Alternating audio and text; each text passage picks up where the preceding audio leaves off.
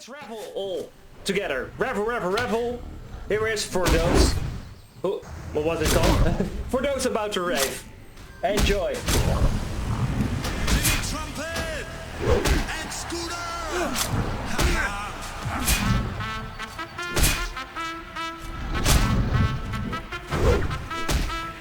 It's Timmy and Dave. For those about to rave, we salute you.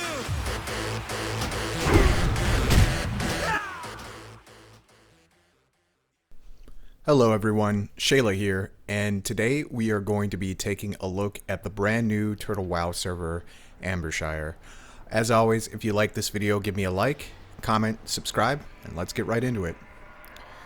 So, as you guys should know, 1.18 has been live for about a week now, and so far I have been having a fantastic time.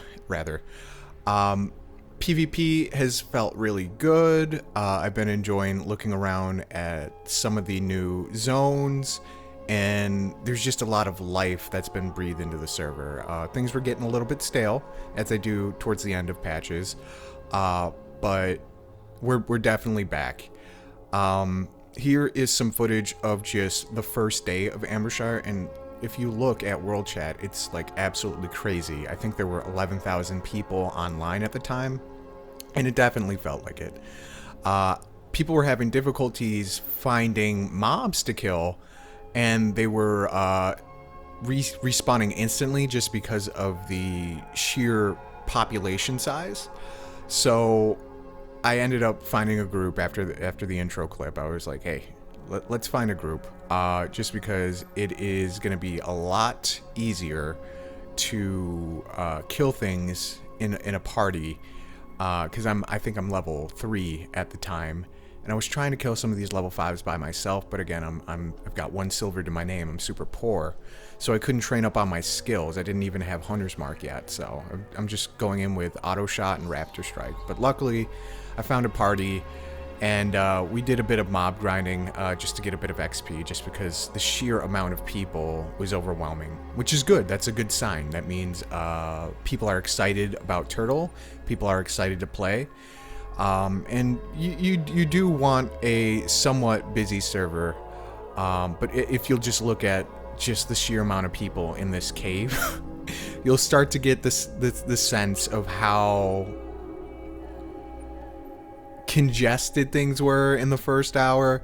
And luckily things did calm down around like the 3rd or 4th hour or so, but I definitely adopted the mentality that I'm not going to race to 60. I've done that before. I did that during the fashion event where you got the mount, the gorilla mount, and I remember just playing for 4 days straight on my pre-safari, and towards the end it started to get not fun. So I'm starting to appreciate the turtleness of Turtle WoW. I am sweaty, but there is a beauty in just enjoying the game and taking your time. I am currently in an RP guild called the Valiance Pact. We are recruiting. Just message me or a member and somebody will invite you. We have our first RP event this Saturday at 8 o'clock server time. I think it's 2 p.m. Eastern Standard, 11 a.m. Pacific Standard Time. And it's just a good group of people, casual, people with families, teachers, things like that. So it's not going to be the world first car 40 on Ambershire or anything like that, but it's a good time. So eventually I end up leveling up a bit. This is a few days later. This is about 2 or 3 days. And I was really focusing on my professions and like gearing, just equipment management and inventory management. I was running into some difficulties with my pet because I couldn't find a meat vendor on what is it, Teldrassil? Yeah. I couldn't find a meat vendor on the Night Elf continent. I did find one walking the streets of Darnassus, which was annoying because you have to like search for her. But my first owl ended up running away from me just because I couldn't feed him. So yeah, 100 problems. And Hunter is, you know, not the hardest class, but it does have a few mechanics that you, if you're not used to them, you gotta get used to them. And part of that is feeding your pet. Luckily now, Archie is loyal enough to where I don't have to feed him every 30 seconds, but I was literally feeding him tough jerky every 15 seconds for about 3 hours. And then I realized I have to get higher level food, and we figured it out. But yep, so I'm around level 19 or 20 here, you know, getting ready to go into Wailing Caverns because Wailing Caverns has all the good hunter gear. Deadmines has some good gear too, but Wailing Caverns is going to be definitely worth more of the effort just because of all the new gear they added. And the Fang set, and of course it's what is that bow? Serpent Strike. You know, the bow that drops off of the Lord right before the giant elemental. You know, the lurker elementals. He drops a really nice bow. It's good for level 19 Twink Priests.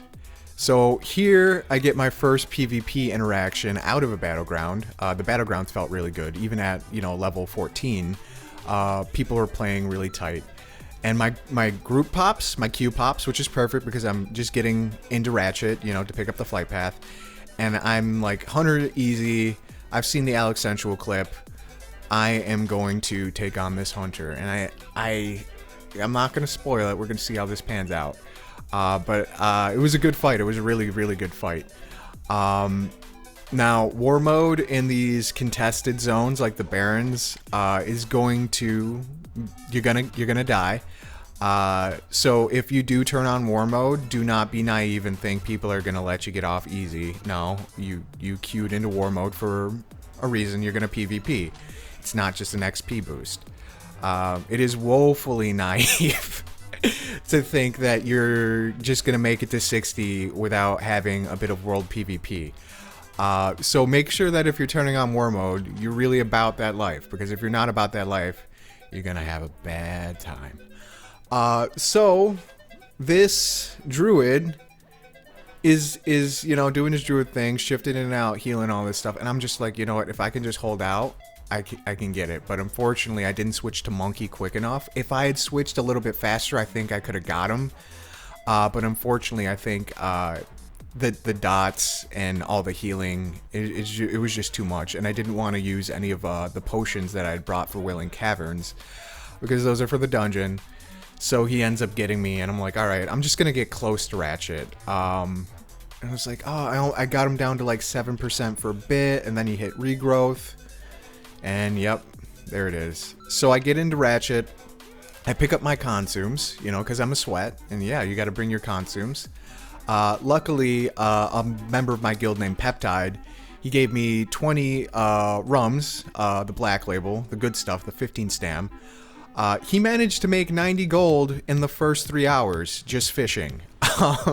He went to Dustwallow Marsh and he just started fishing up floating wreckages at level 6 and vendoring everything in those boxes, and he says he's made like well over like 90 gold just in the first 4 hours, just with a vendor bot next to him fishing. So he is Warren Buffett level crazy. He is min-maxing to the max. So we finally get into Wailing Caverns, and our tank went AFK just outside of the group, and there was this paladin who was like, hey, I'm looking for a group for Wailing Caverns, and we're like, well, okay, well, we need a tank. And he was like, well, I'm red, but I do have a shield. And I was like, you know what, that works for now. Just keep on Righteous Fury and everything should be okay. What he didn't tell us was that he's a brand new dad. And I have nothing against people with families, you know, I do, that is a goal of mine, is to start my own family. However, tanking with a newborn, it's a not a choice I would personally make. If you got a infant at home, it's probably best to roll DPS. You don't want to be a healer or a tank, because those are vital, crucial roles. And if you have to step AFK, you know, away from the keyboard for a minute, your entire group is gonna have to wait on you. So unfortunately, that's what happened. He had to go address the baby. and he was AFK for a good 10 minutes. He ended up dying a few times too, and he was expecting a res. He was like, hey, can you res me? And we're just like, well, the druid doesn't have battle res yet, so you're gonna have to run. And I'm pretty sure he was a retail player. Nothing against, I got something against some retail players. A lot of retail players don't really understand that this is a more intense, more time-consuming version of the game. So they don't put in the same amount of effort, or they don't really have the proper expectations when they go into a dungeon or a group. They're just going to expect to hold threat very easily and not have a hard time. That's not what the threat modifiers are like in Classic WoW. You're going to need to probably be tank spec to, at least at low levels, to do a decent job. And this is sort of the quintessential group. We got the Paladin tank, who is ret. We've got the go mage, who, you know, is blinking to pick up Serpent Bloom. We have the warrior, who will not tank. And then we have the two night elves, who are competing for skinning mobs. And luckily we ended up alternating. I'm in the healer, the druid, is a guild member. So he's just like, you know, alternate mobs, and we're like, yeah. But it was a little bit frustrating at first when, you know, we're both trying to skin mobs as quickly as possible, and it turns into that, like, ratty, goblin-minded, like, who skins it? I don't like that. So we just made an agreement. It's like, hey, we're buddies, we're in a guild, we're going to be playing for a long time. Let's just share the mobs, and it's not that big a deal. But I did want to get perfect deviate scales and deviate scales for the belt of the perfect deviate belt. It's a really good blue belt that you can make with leather working, which I did pick up. I did take leather working and skinning, just because I knew that the gathering professions were going to be impossible for the first month or two, just because there's so many people, and finding nodes is going to be difficult, especially when there's 11,000 people online. And during downtimes, it's closer to 5k, and 5k is the perfect amount of people in my brain. Just enough to have a bustling world, but not enough to the point where it's congested. You can't tag mobs. You can't find herb or mining nodes. 5k is the perfect amount. So Tank is still AFK. He's alive. We did get him back alive, but he has to go. He has to go deal with the infant. We got another loud car. And I did end up saying in chat, like, babysitting and tanking are a bad combo. It would be one thing if it was like once or twice, but this is like the fourth time he stepped away for upwards of 5 minutes, and it's starting to impact how long we're in the group. And that's not to say that I don't mind longer runs.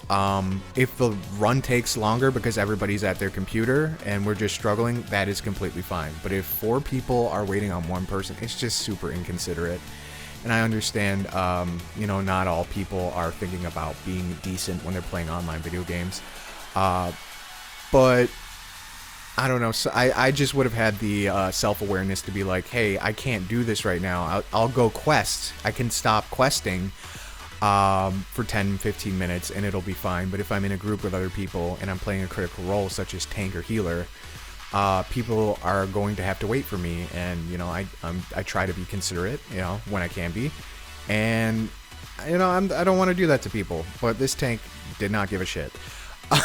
So he dies again, and he's starting to get frustrated at this point because, you know, he's got a newborn and he just can't stay alive because he's a ret paladin with a shield, and I don't know if he's never played Classic before, but he's never been in Wailing Caverns before for sure. He did not know the way, and, you know, he's a little confused when trying to figure out where to go. So this is like the 3rd or 4th time he's died, and if you're a tank, you understand you're gonna die sometimes when you're in dungeons, but he's not really a tank. He's a ret paladin with a shield who offered to tank, which I appreciate. So we wait for dude to get back, and I'm like, you know what? I'm trying to make a Dead Mines in like an hour. I told some guildmates, you know, I wanted to run Dead Mines. You know, let's pet pull. Well, this is my first hunter moment.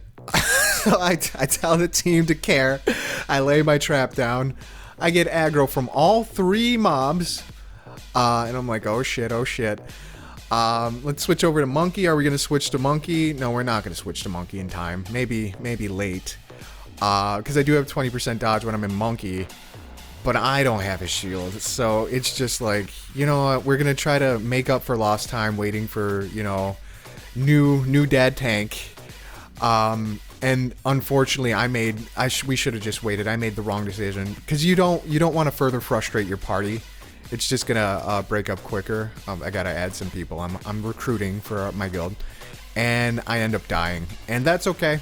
We were waiting on the tank anyway, but it did put a little bit of a strain on the group. So I made the wrong call there. There's a little bit of bickering. Tank is telling everybody to just die, and it's just like, dude, if we can salvage the pull. And not everybody has to walk back. That's going to be less time. It's more efficient for everybody. But Tank is thinking about what Tank wants. Tank is not thinking about the group's cohesion or the group at all. Otherwise, he wouldn't have signed up to Tank with a newborn. So we get everybody back to basics. I get all my buffs back up. I get my rum back up. Thank you, Peptide, for the rum. And, you know, we are just going ahead, and we got the mini-boss here, the little dragonling. And I don't know what goes... Oh, the healer got slept. Tank dies again, and he's had enough. He's had enough. Yeah. I love Classic WoW so much. Yeah, it was not fun in the moment, but it's actually hysterical looking back on it. So we ended up 4-manning. The warrior had a shield in their bag. And I understand, I played warrior several times. I got a 60 warrior on Nordjanar. All these loud cars, it's rush hour. I've got a 60 warrior on Nordjanar. I've got a 25 warrior on Telebeam. So I get it. I don't want to tank either. It's stressful. Sometimes people do not let you do your job and get threats.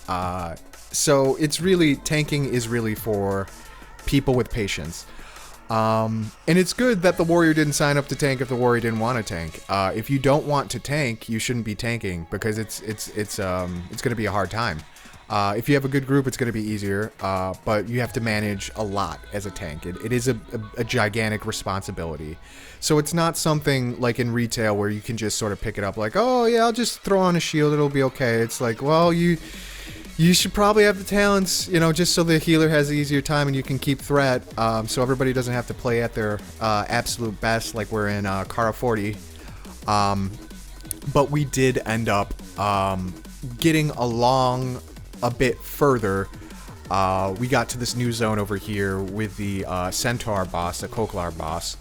And I was hoping she dropped the attack power ring, but unfortunately she ended up dropping the green belt with the MP5, which the MP5 at a low level is super good for casters. But I'm a hunter and I want that attack power ring. So we're just, you know, playing smart because, you know, I think everybody here has played vanilla for a while. You know, they know their classes pretty well, or they know the game pretty well at least. You know, I'm playing a hunter. I did main a hunter from Wrath of the Lich King. Not main, but I sort of mained a paladin and a hunter at the same time. You know how it goes. I did play a hunter for like 4 years straight for a few expansions, so I'm familiar with hunter. But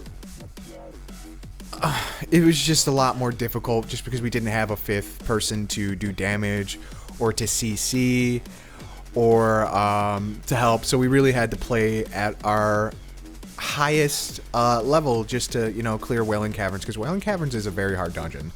Don't get it twisted. It's a maze. There are bosses that sleep you. If you don't have a shaman or a priest with dispel magic, you're going to be in for a rough time. Tremor Totem is so broken in this dungeon. It just makes the run go so smooth. So my advice is, if you can get a shaman in your group for Wailing Caverns, you're gonna have a good time. But we did end up making it pretty far. I think we ended up getting to the final 3 bosses, and then unfortunately, well, we'll see in a second. I ended up wiping the group. I'm not going to tell you how until we get there, but I ended up wiping the group because I'm a hunter and that's what I do. I wipe the group. That's my skill. That's my talent. I wipe the group. I'm going to be honest here. I didn't wipe the group. I'm not throwing shade at hunters. My pet wiped the group because it's not hunters that are stupid. Their pets are stupid. So the Armor of the Fang dropped over here, and I'm going to give this to my guildmate just because I have better stats on my current chest, and he's been going through it too, keeping us alive,